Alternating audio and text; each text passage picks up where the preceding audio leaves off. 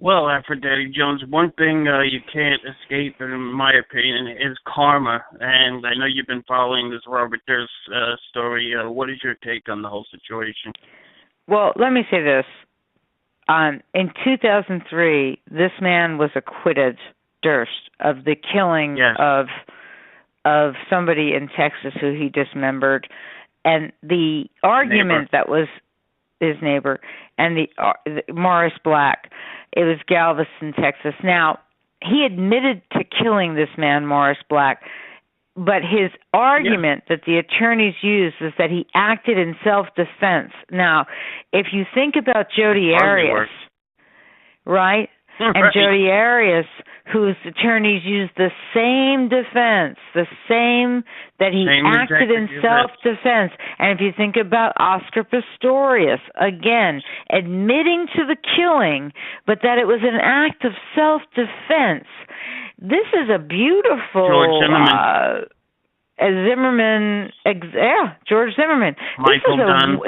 This is a beautiful situation that defense attorneys have been able to use and utilize to create, unfortunately, in the minds of jurors, the essence of reasonable doubt.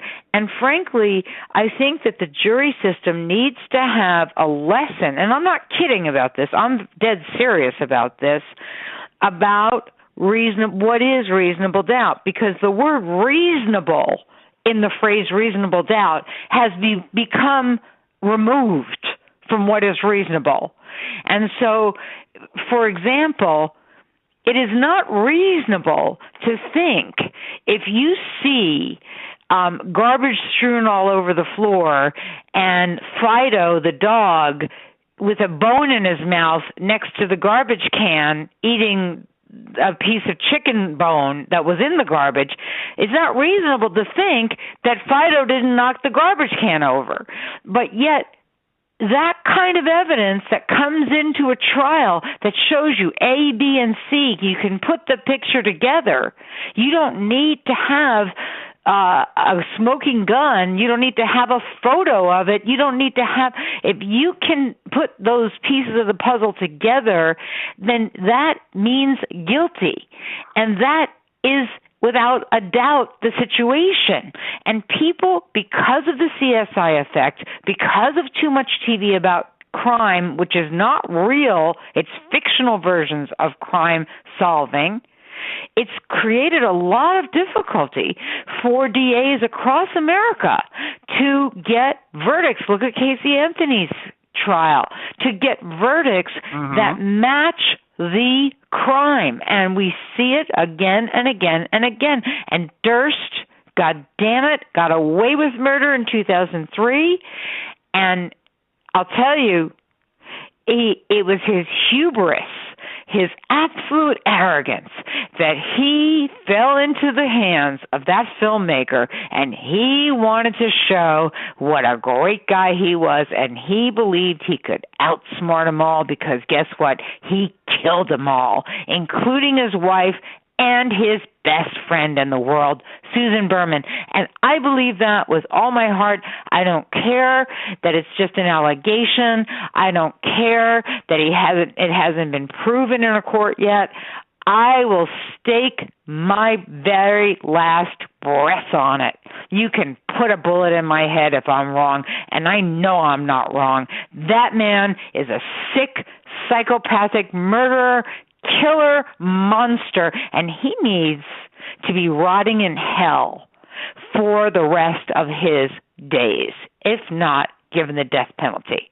So I hope they go for it in L.A., and I think they have enough, because A plus B plus C equals Fido knocked over the garbage can equals Durst killed Susan Berman and his wife that's missing, quote unquote. And you know his defense attorneys are going to try to keep out that HBO segment. Do you think it is admissible? Well, that's going to be up to the judge, but I think it's going to be admissible, and I think what's going to happen is then they're going to go after the HBO people and say, as that reporter noted, that the HBO people were in cahoots with the DA and the police in LA, and that's ridiculous because the fact of the matter is, the police were able to discover where Durst was through a tip from somebody who watched the show. Otherwise, they would have never known he was in New Orleans. He was living under an alias, again, hiding under somebody else's name. This man knows how to skirt and like a snake that slithers across the underbelly of the earth. That's who he is. And so they finally got him out of his wormhole there in New Orleans. And believe you me, he was ready to jump to Cuba. I don't know if you've seen the most recent revelations. He had a mask there. He had cash there. He had various IDs there, including his own birth certificate. He had been withdrawing $40,000 at a time. He was ready to skip the country, just like he skipped out on the bail in Texas. He was going to get away with all of it. So, you know what? It all comes back to you, though, Aphrodite, I believe. Look at O.J. Simpson, got away with it in 94, 95, some people feel. He's Swersy now, sitting in jail. Exactly. Look at George Zimmerman. He got away with it. And then a few months later, he was arrested, and to this day, he still has problems with the law. So, in my opinion, you're always going to get back the karma. That's one thing you can't escape is karma, in my opinion. My opinion, too. I totally agree with that.